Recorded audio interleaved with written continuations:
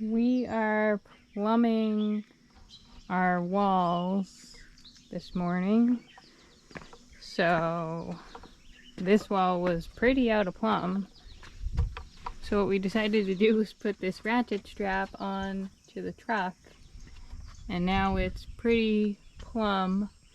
We just need to put our braces in to hold it.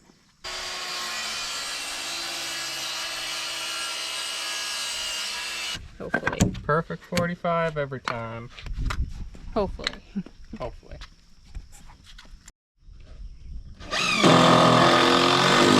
Screwing the braces in.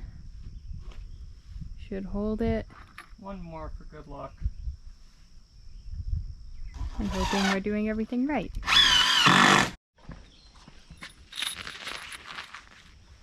Alright, this is the last brace on this wall, and then we'll let up the tension and hope everything holds. Plumbing and leveling is never fun. We've always kind of struggled with it. So we're still at it here. Making progress, but it's just slower going. But we really wanted to take our time with this. It's not like this is just a shed and it can be out of plumb and level. We really wanted this to be perfect, so here we are, still cranking away here. We have our walls all plumb, which took all day, but it's nice to have everything braced off.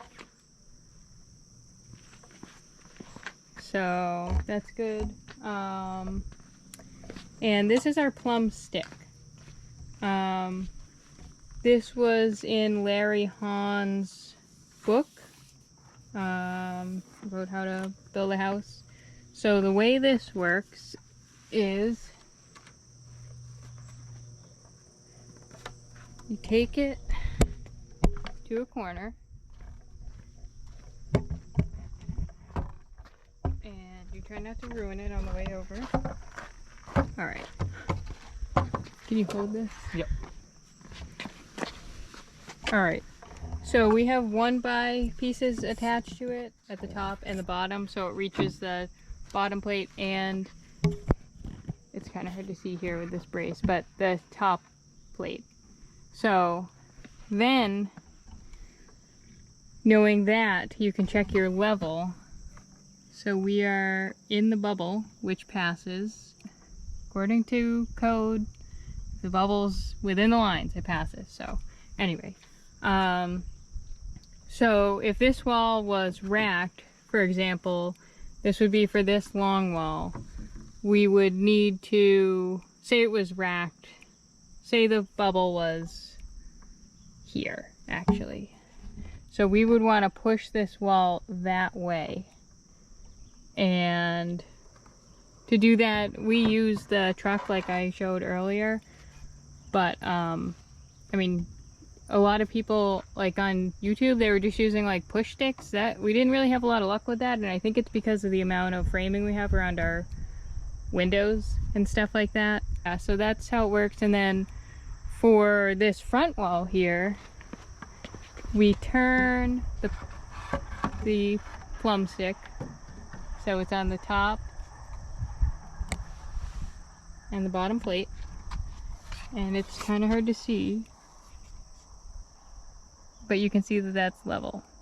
So this front wall is plumb. This wall is plumb. All our walls are plumb, but that's essentially how it works. The way you check this for level, so I know like this stud could be bowed and the level could be off. You put it against a wall. Get it level. Get it level. So that's good. And then you draw a line right where the 1x stick is on the top and the bottom. And then you flip it around. So it's the other way. You would line it up with that line again, the opposite direction, and you'd want to make sure it was level. If it wasn't, you would put shims either in here or in here, to get it level, and then you would draw new lines and recheck it on both sides. So that's how that works. These are concrete turnbuckles. They're used for usually straightening like concrete forms, but you can use them for straightening walls. They're not very expensive, which is cool. I think this was like $22 for one of them, but a really useful tool. We could have also used it for plumbing the walls. So, pretty neat. They just attach to a 2x4 or whatever you're going to be using to attach to the wall, which would normally be a 2x4. We ran our string line. It's on that 2x4, so it should be the same spacing. So what you do is you take a piece of 2x4, slide it in there. That looks pretty good.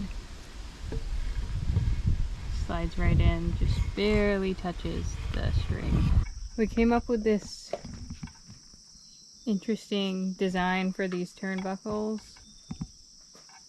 We attached a 2x4x12 to the inside of the headers, and then put our turnbuckle between that and a 2x6 in this case, and then we screwed it down there, and obviously we have it supported. It's kind of interesting looking, but it seemed to work. We were able to pull the wall in the direction we needed, so it's kind of weird looking, but it works. Yesterday we got the walls all plumbed up, and now Hannah is working on cutting the blocking, so let me show you that.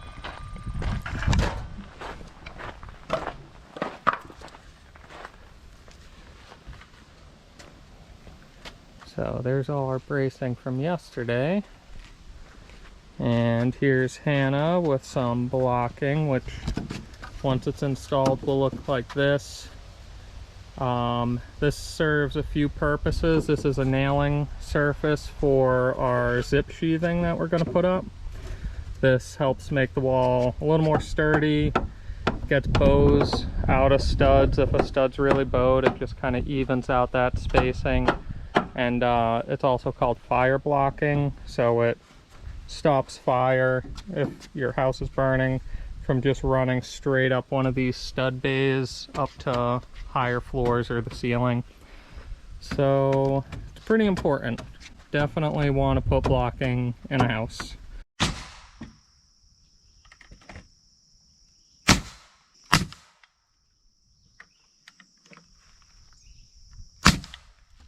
It's also been thundering for a couple hours. Haven't gotten a storm yet, but it looks like it might be rolling through.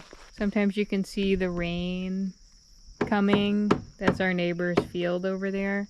Kind of hard to see, but you can see the rain coming, and like a couple weeks ago it was just white out over there and it wasn't raining here yet, and I was like, I think we have about 45 seconds to get all our tools in the shed.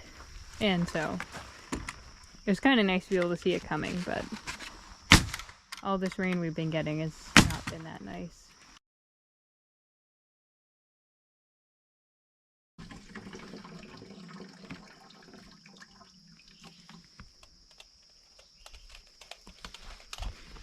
Now that we have 4 walls up, the water just doesn't drain off of here.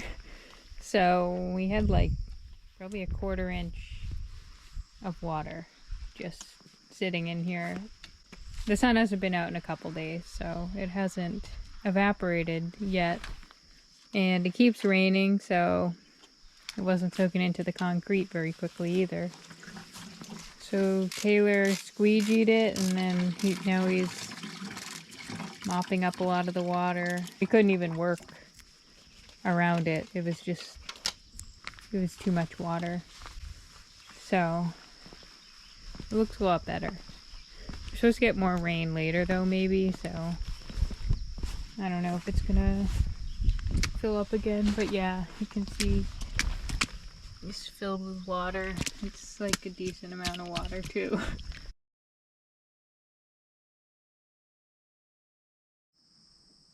Now that we have all our blocking in, we are going to start sheathing.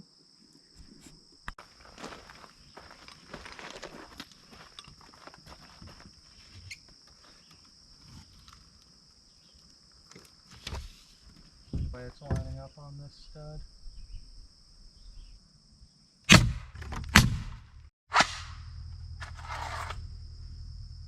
First sheet is all nailed up. We'll put some 8-penny nails between the end of this and the next sheet and nail that up.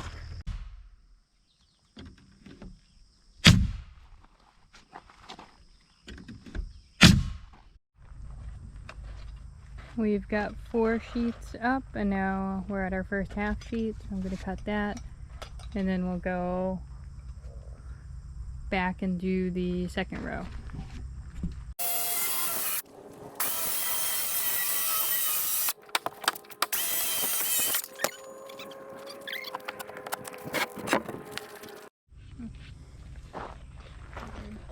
There it is.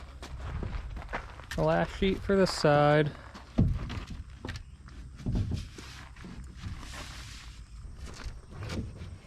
Alright, how do you want to do it?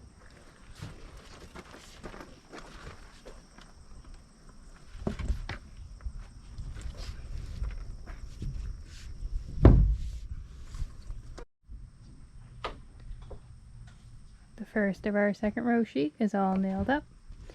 And we're gonna keep moving down the line.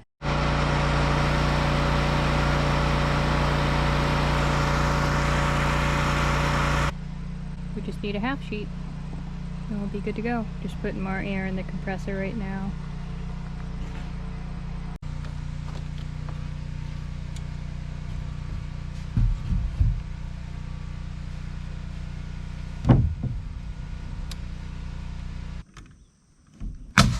There it is, all sheathed. First piece is up. I'm gonna put the second piece up.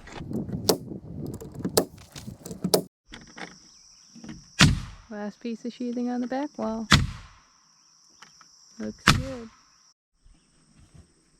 Working on the third wall this morning. Ran out of steam last night.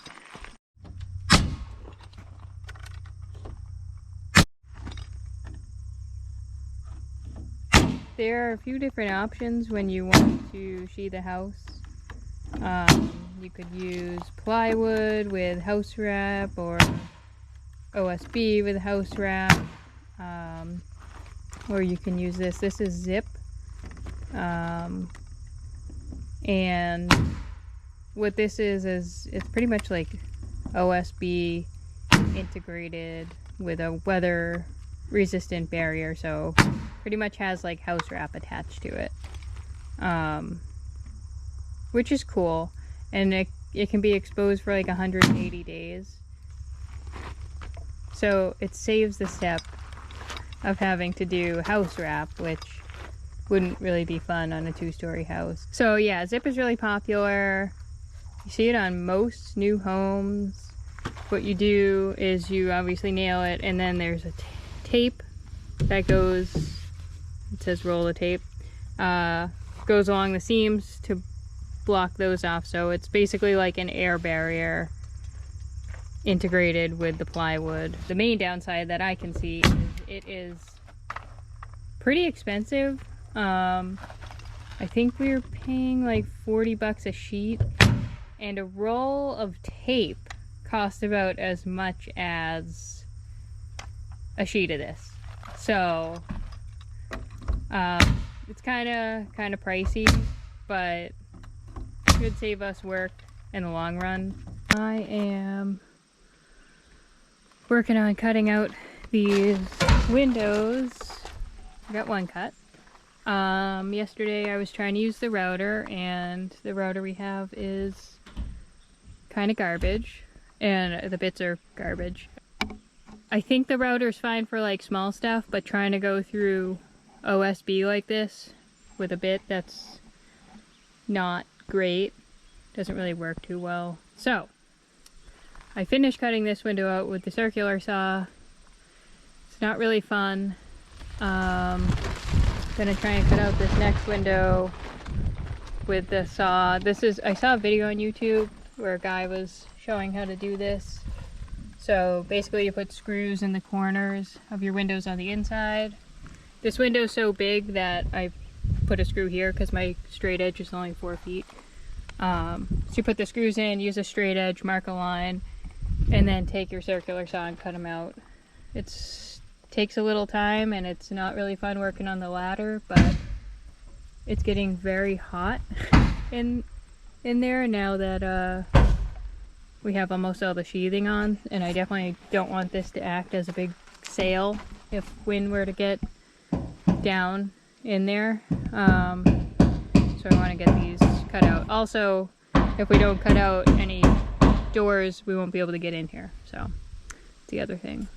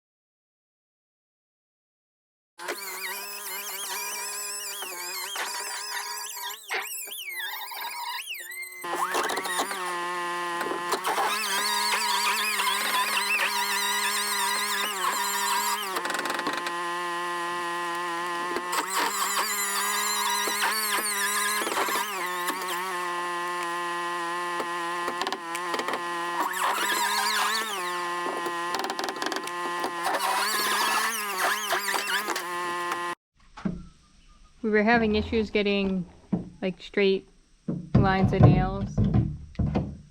Obviously Taylor could follow this one, but you start to deviate and then you get shiners. So what we came up with was using a pendulum to throw over the wall, and then it hangs down exactly in the middle of the stud, and then he can fire his nails from that pendulum line. So pretty cool. I don't know, I'm sure there's a better way, but whatever it is, we don't know it. Alright, we got 3 walls sheathed in. Looks nice. We didn't put any. We're about to lose our last door when we sheathe the front wall, so I'm gonna cut this door out. Should be a blast.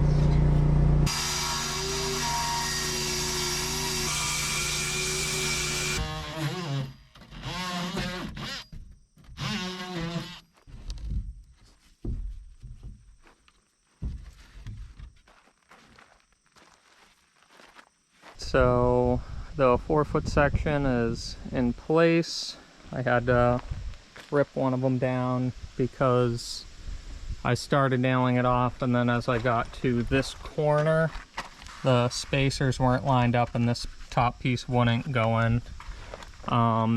If anybody out there has ever tried to rip out zip sheathing, you know how much fun that was. But got that piece down, got another piece up. It's all nailed off. Spacing looks good. I'm just about to try to put up this next 8-foot piece by myself, which I was having mixed success with. We'll see how this goes. Hannah's working today. So I'm doing as much as I can by myself. And here I got my little nails in here. This just keeps the space between these 2 sheets to allow for expansion. I have a clamp on the top plate in there. I have a clamp over there, and I have some spare pieces of 2x6, which I'll use to hold this in place while I get it clamped off and then get some nails in it. Let's see how it goes.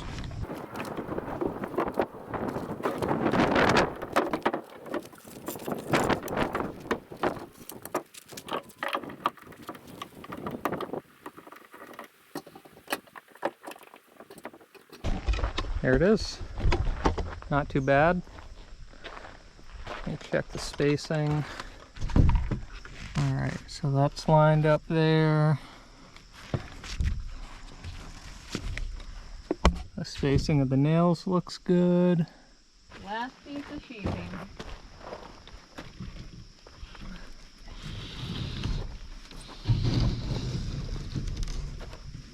Oh, we forgot to put nails in here. Oh.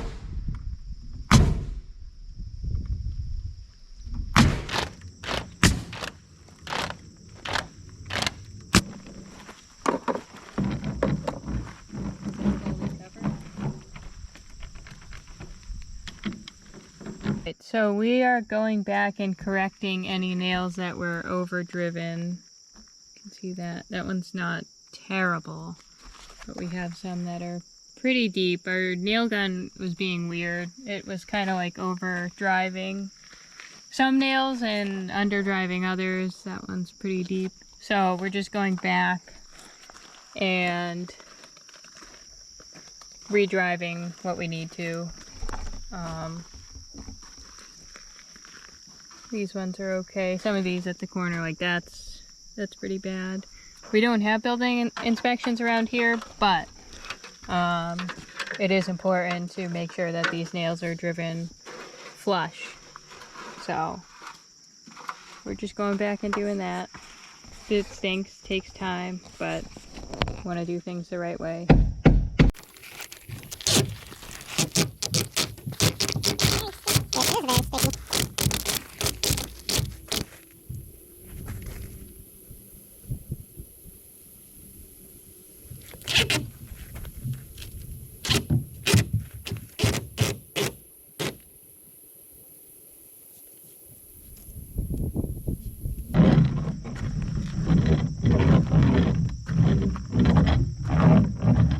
The roller makes these little marks in there so that you know where you already rolled it and where you still need to roll. Alright, well this wall is done. We had to cut out the windows, obviously.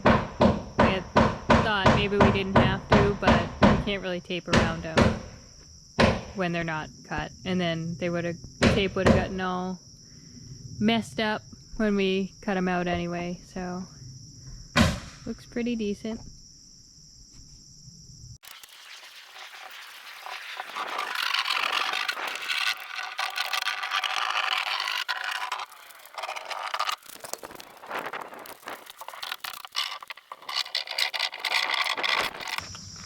I just had to go eat a couple dates to keep from keeling over.